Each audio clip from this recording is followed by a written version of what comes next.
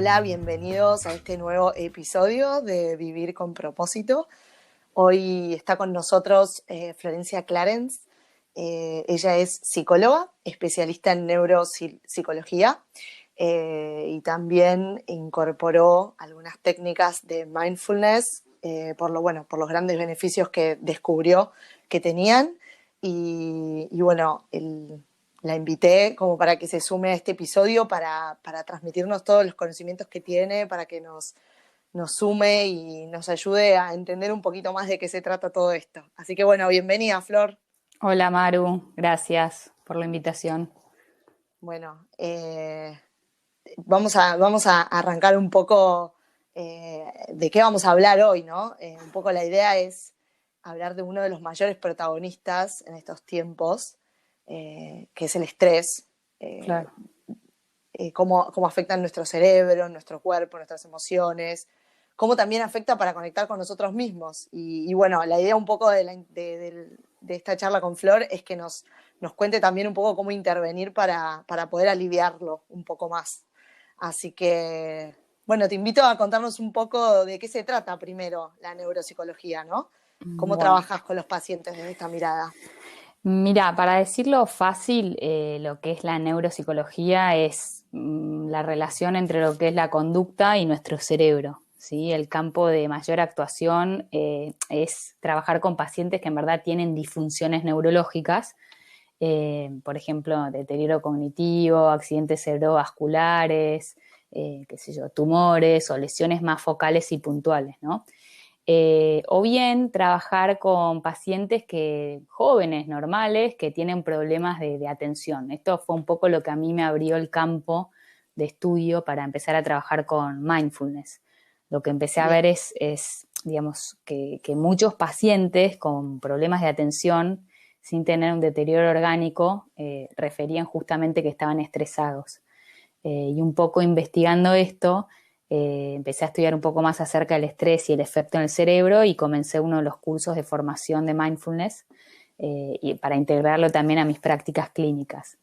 Eh, Así que bueno, trato de integrar sí la parte de neuropsicológica para trabajar con pacientes con deterioro cognitivo, pero sí trabajo con pacientes sin deterioro cognitivo que se quejan de disfunciones cognitivas. El caso más típico es paciente joven con problemas de atención que no se puede concentrar y tratar de buscar la causa, que en este caso muchas veces es el estrés, ¿no? Qué interesante lo que contás, porque lo que me dio a pensar es cuántas veces en diferentes temas de salud, uno lo que primero, no sé, lo diagnostican es, bueno, tenés un problema de atención y ir directo, qué sé yo, a la medicación, como yo le digo a veces, como anestesiar ese síntoma, y en realidad, como con una herramienta que vos estás contando, que me parece buenísima, detectar que en realidad la cosa pasaba por el estrés. O sea, a mí me parece bastante revelador Sí, sí. cómo podemos encontrar un montón de herramientas para trabajar con nuestra salud, ¿no? Sí, lo que pasa también es que es súper interesante que a veces uno el estrés lo tiene como muy naturalizado. Por ahí el Claro. típico discurso de estos pacientes o mismo, bueno, uno es como, bueno, trabajar o vivir significa dormir 5 horas, trabajar 12 horas, tomar ansiolíticos, como se internaliza el estrés. O sea, que uno lo tiene como un modo de vida.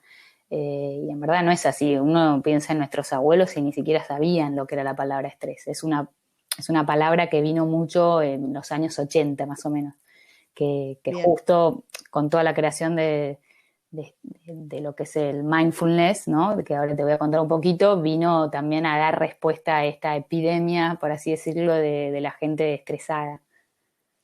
Bueno, y ahora que me mencionas esto, justamente me das el pie para lo otro que te quería preguntar, que era justamente qué es el estrés, ¿no? Está bueno, todos lo conocemos, pero está tan naturalizado que está bueno una definición tuya y capaz hablar un poco de esto de el estrés bueno, el estrés malo y darnos algunas pistas de cómo detectarlo. Sí, mirá, esto que vos decís, ¿no? El estrés bueno y el estrés malo tiene que ver con que el estrés en verdad es una respuesta de nuestro organismo biológica, es automática, lo tenemos nosotros, lo tienen los animales, y el ejemplo más simple que te puedo dar es un animal, una gacela comiendo no sé, un campo, ve un león, se estresa y activa un mecanismo que se llama el mecanismo de lucha o de huida y sale corriendo, ¿no? A nosotros se nos activa exactamente lo mismo cuando tenemos un estresor. Por ejemplo, te doy un ejemplo fácil, vas caminando por la calle, ves que alguien viene hacia vos, se enciende tu sistema como más de amenaza, pensás que te va a robar, se activa tu sistema de lucha-huida, ¿no? Cuando fuiste a rendir un final a la facultad, también sentías como esta misma situación de estrés. El estrés es una respuesta a cualquier cambio, ¿no? Los atletas, artistas, generalmente van a experimentar el estrés bueno, este estrés que por ahí sienten los deportistas cuando están jugando a la final del mundial. Lo que pasa que el estresor, lo que nos estresa, desaparece. Terminó el partido, terminó el final, vuelvo a mi homeostasis, a mi equilibrio. Entonces, lo que está pasando últimamente y lo que uno en general considera como estrés es lo que nosotros en psicología llamamos el burnout, el síndrome, ¿no? Este estrés que en general tiene que ver con estresores que son nuestros, son internos y son crónicos, ¿no? Yo no me puedo escapar de mis propios pensamientos. ¿Cómo haríamos eso? Entonces, bueno, entender que, digamos, aún si es un estrés nuestro crónico, interno, se activan las mismas series de cambios fisiológicos como si fuese un estresor externo. Me segregan hormonas el cuerpo para inervar a los grupos musculares grandes para luchar o huir, digamos, se cierran como ciertos circuitos cerebrales que tienen que ver más con un pensamiento más abstracto. Obviamente, si lo que requiero es salir corriendo a luchar, no tiene sentido pensar en el sentido de la existencia o en un cálculo matemático, ¿sí? Por eso digo que se apagan cosas. Que es como al servicio de la supervivencia del ser humano. Entonces, yo creo que hablaba el otro día con una amiga también, justamente diciéndole esto, ¿no? Como en esta situación tan delicada como la pandemia, estuve escuchando mucho que este síndrome de poner cosas en la heladera que no van, olvidarse qué día es, digamos, estamos como en un cierto estrés y se nos achica un poco como estos circuitos, estas áreas cognitivas que tienen que ver con un pensamiento más cognitivo, con un pensamiento más elaborado, más abstracto. Esto es justamente porque estamos como en una serie o sea, sí, estamos estresados, por así decirlo, con este estrés malo para eso. Sí, clarísimo. Y en el cuerpo es bastante, digamos, en realidad no solamente en la parte del cerebro, sino también en nuestro cuerpo, sí. también se expresa. Se expresa. Entonces nos da señales y está bueno empezar a detectarlas. Sí, el desafío es tener, digamos, una cierta autoconciencia y saber cuándo empieza a subir esta curva del estrés. Digamos, hay gente que dice, bueno, yo cuando estoy estresado o cuando estoy nervioso, ¿no? En general el comentario es cuando estoy nervioso, me duele la panza, me duele la cabeza, empiezo a sentir tensión en los hombros. Bueno, eso ya quizás es cuando uno está instalado el estrés, pero cuando empieza a subir como esa curva del estrés, ¿qué empezamos a sentir en nuestro cuerpo? Empezamos a sentir quizás tensión en los músculos faciales porque empezamos a hacer como expresiones digamos, de como fruncir el entrecejo, digamos, morder como más fuertemente con las mandíbulas. ¿Qué pasa? Ese es nuestro cuerpo que nos está dando señales. Perfecto. Y en general todas estas señales tienen que ver con este sistema nervioso simpático que es el que se activa cuando se produce la respuesta del estrés, ¿no? Por eso digo que está bueno darle atención. Eso es una de las estrategias que quizás se utilizan para empezar a dar, bueno, la respuesta automática al estrés.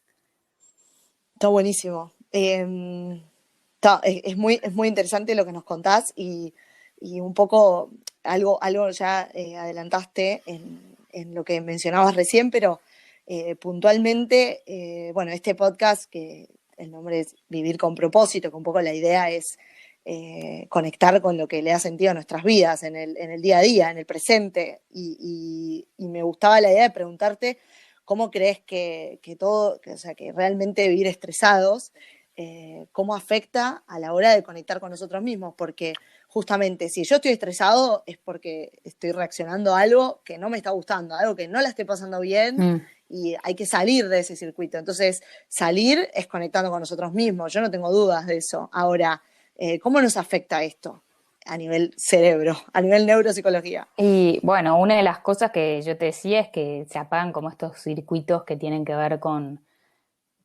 cosas más abstractas o más creativas es el ejemplo que te digo, preguntarse el sentido de la existencia. O sea, cuando uno está estresado no tenés pensamientos más creativos porque, digamos, tu organismo está al servicio de la supervivencia. En general se activan ciertas áreas del cerebro que tienen que ver con la percepción de la amenaza.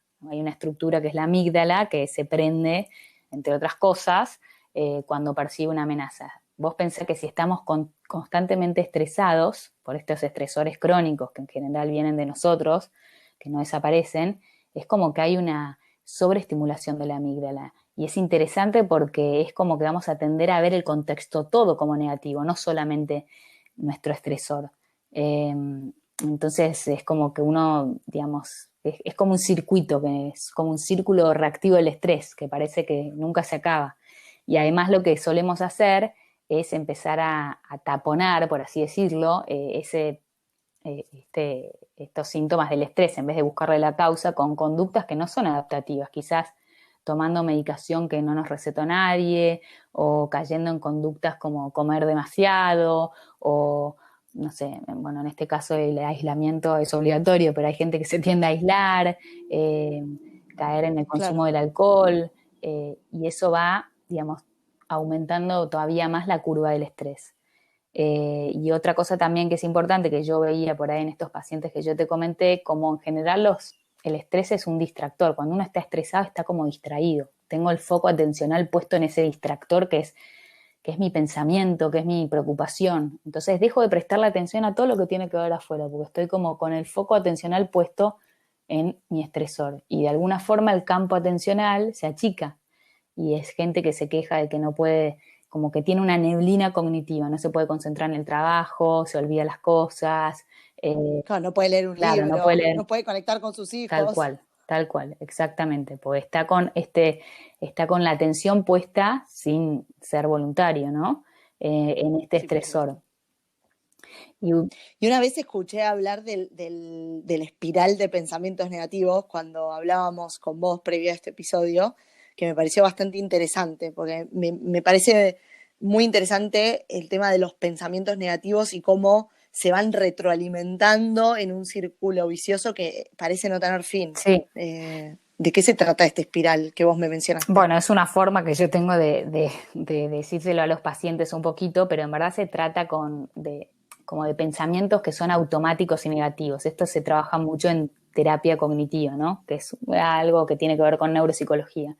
Que uno empieza como a percibir el mundo, ¿no? O procesar el mundo a través de un pensamiento negativo automático. Por ejemplo, no sé, si yo percibo el mundo como, vamos a ponerle un ejemplo de lo que está pasando, me voy a enfermar. Sí. Eso es un pensamiento negativo, un esquema, una creencia. Y empiezan a haber todas una serie de creencias. Como me voy a enfermar y lo creo, no voy a salir. No voy a salir nunca más, no van a salir mis hijos, mis padres se van a enfermar, me tengo que quedar en mi casa, el vecino que pasa tiene el virus, ¿sí? Se van armando como toda una serie de pensamientos automáticos alrededor de una creencia que quizás alguien me impuso. En este caso, bueno, puede ser que me vaya a enfermar o no, no sabemos con certeza.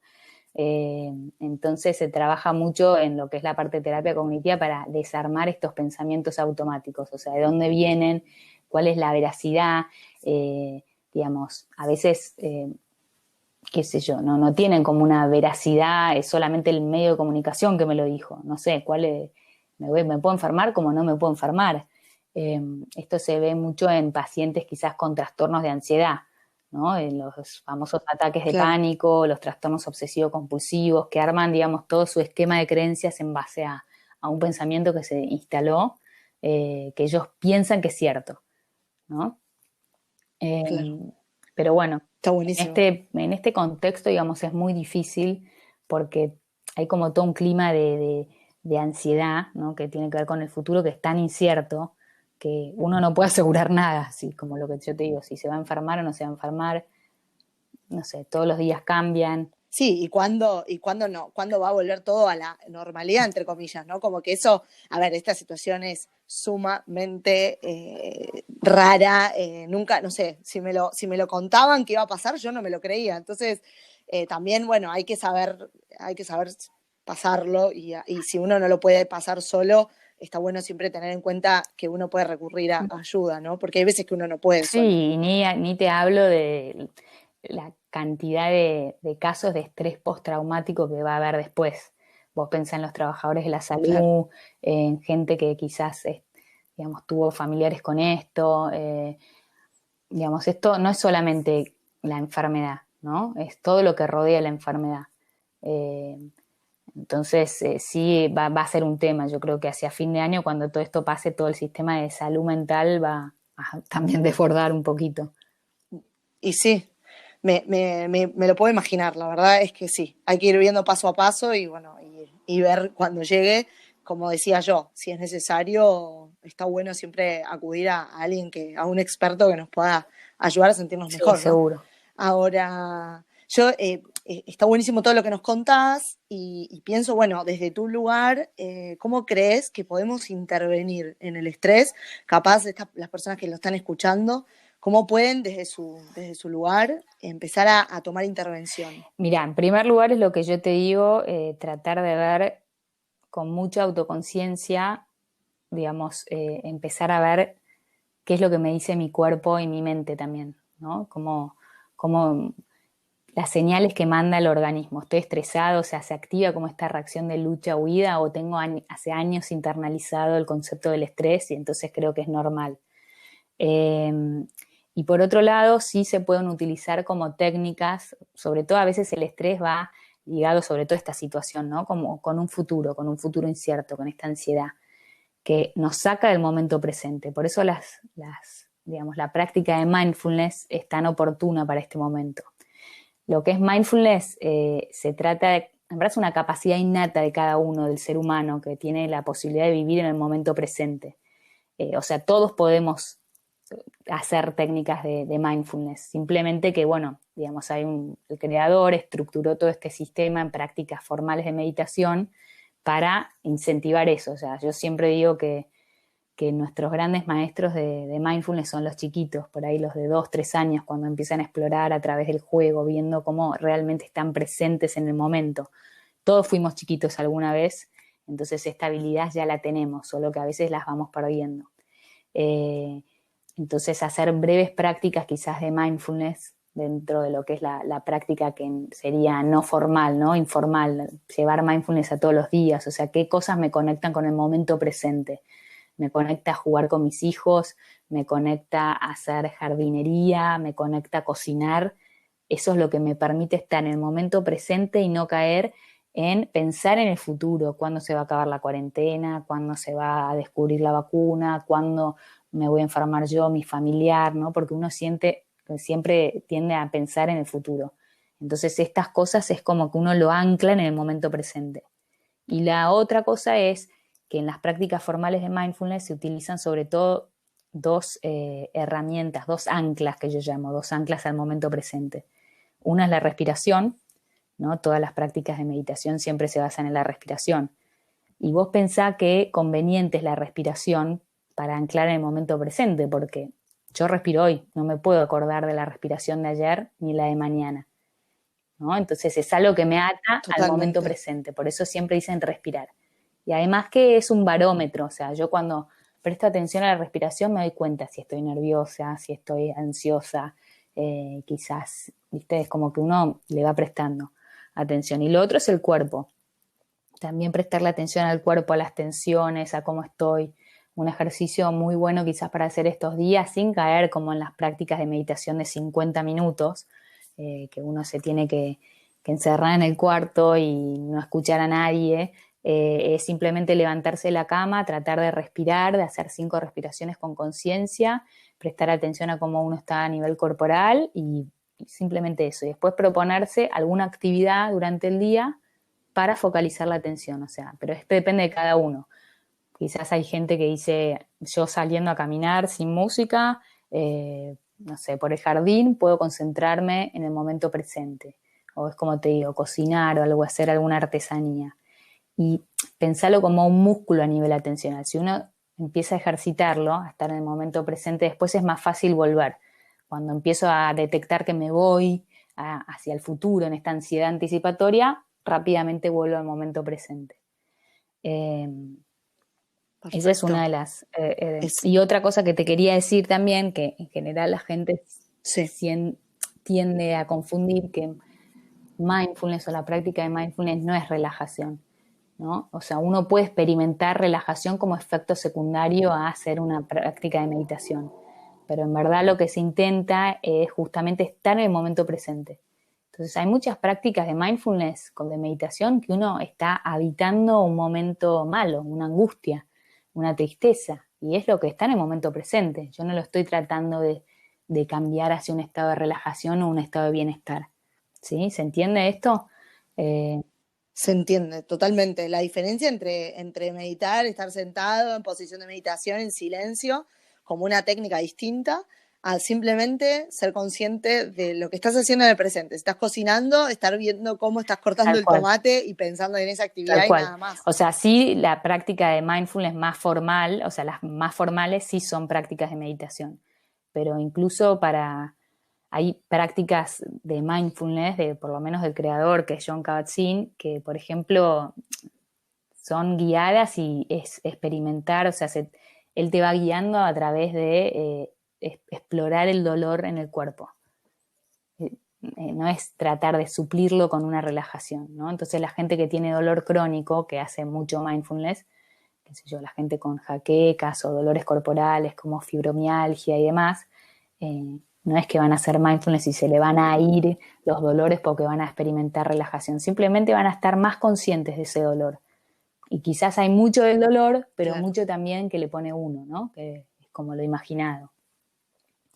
Yo me acordaba en uno de los retiros de formación que fui parte, que mucha gente iba realmente en búsqueda de una herramienta y con mucho llanto le comentaba al creador, ¿no?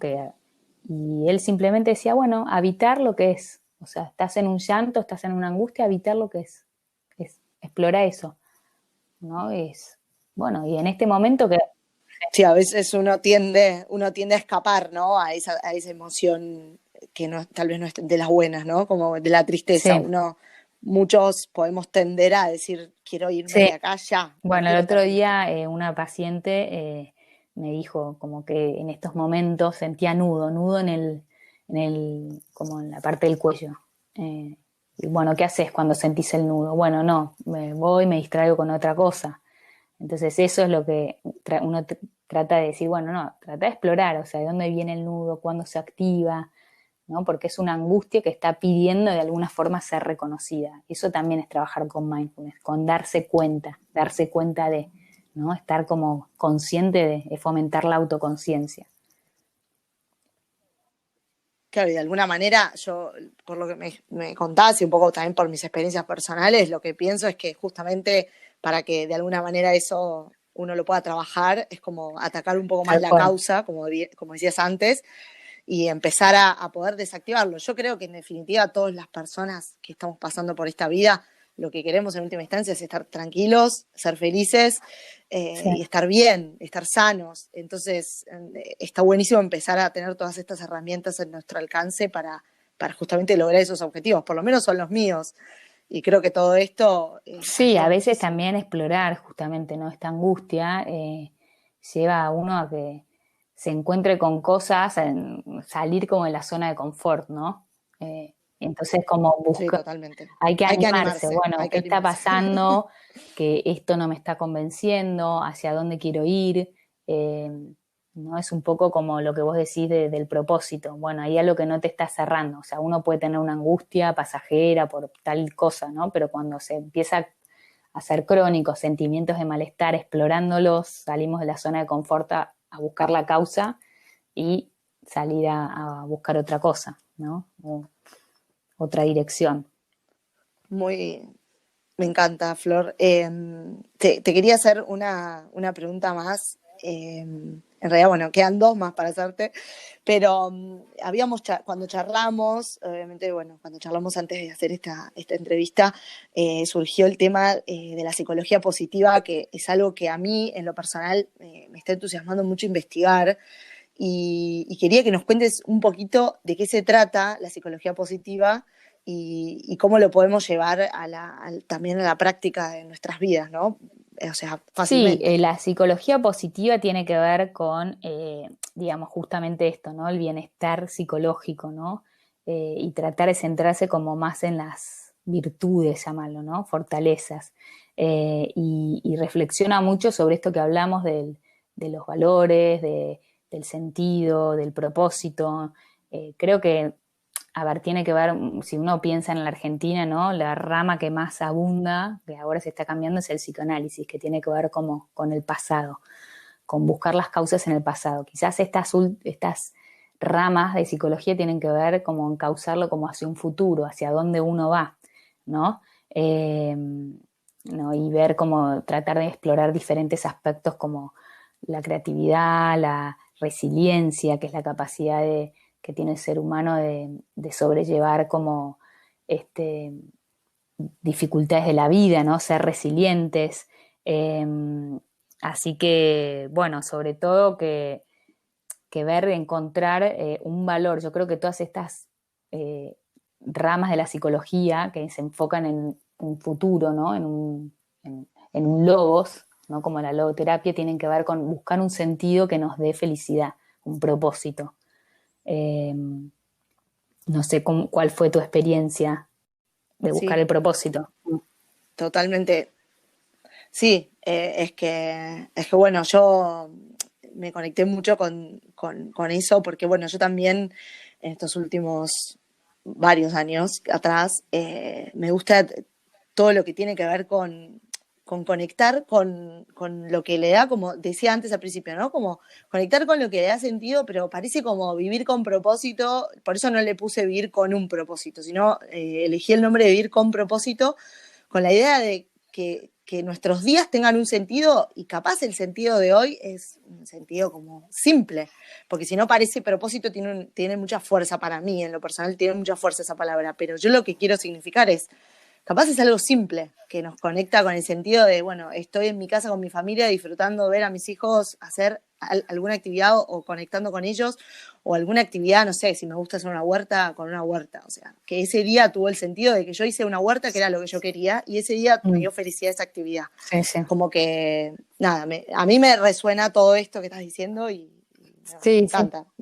Me parece que son Pero tiene herramientas que muy ver, como te poderosas. digo, con la autoconciencia. O sea, la práctica de lo que es mindfulness, digamos, tiene mucho que ver con conocerse uno mismo, y el conocerse uno mismo tiene que ver con explorar lo que en una de las terapias que yo estoy investigando también, que se llama terapia de aceptación y compromiso, le llaman valores, ¿no? No valores en sentido éticos, sino valores como, bueno, ¿qué son estas brújulas que me ayudan a tomar decisiones, que me orientan?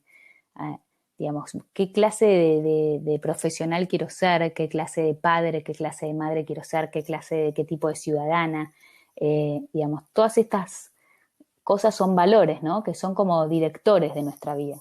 Y algunos tendrán algún valor puesto en un ámbito, otros tendrán otro valor puesto en otro, pero descubrir, digamos, estas brújulas que nosotros tenemos, yo creo que nos hacen vivir una vida con propósito, ¿no? Me encantó eso. Es muy importante tener esas brújulas, como le llamaste, que me encantó esa palabra. Y me trae la última pregunta que te quería hacer, que la incorporé a todos los entrevistados, que es, o sea, en este caso, ¿qué es para vos, Flor, vivir con Para mí propósito? es levantarme a la mañana y tener claro, bueno, hacia dónde quiero ir hoy. Por lo menos hoy tratar de concentrarme.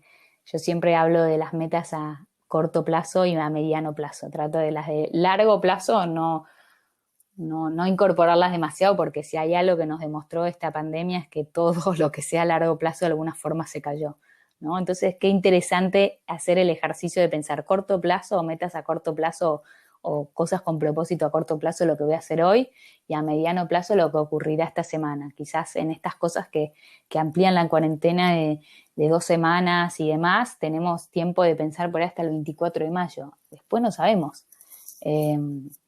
Entonces, sí, tratar de levantarse y decir, bueno, ¿qué voy a hacer hoy? ¿Cuál va a ser mi propósito hoy? De manera como auténtica y presente. ¿Qué actividad voy a hacer para conectarme con el mundo presente que me rodea, ¿no? El contexto. Qué interesante, qué lindo que es Bueno, escucharte. gracias a Disfruté vos y muchísimo espero esta que, bueno, charla. aquellos que nos escuchen les sirva un poquito. Es un camino que, bueno, hay que transitar digamos, que lleva tiempo, ¿no? Pero, bueno, la autoconciencia y conocerse uno mismo es así. Es un proceso. Buenísimo. Es un proceso, está buenísimo. Bueno, después yo en el Instagram soy @soymaru.ar. Voy a mencionar esta entrevista y bueno, también poner bueno, mencionarte para que sepan quién sos. Y bueno, te invito, no sé, Bueno, a gracias despedirte por este espacio, y ya vamos y la verdad que finalizando. siempre viene bien y bueno, poder ayudar a todos aquellos que también no la deben estar pasando muy bien en este momento. Me encanta. Gracias Flor por haber participado y bueno, me despido de este episodio. Nos estaremos encontrando en el próximo y bueno, gracias por estar del otro lado.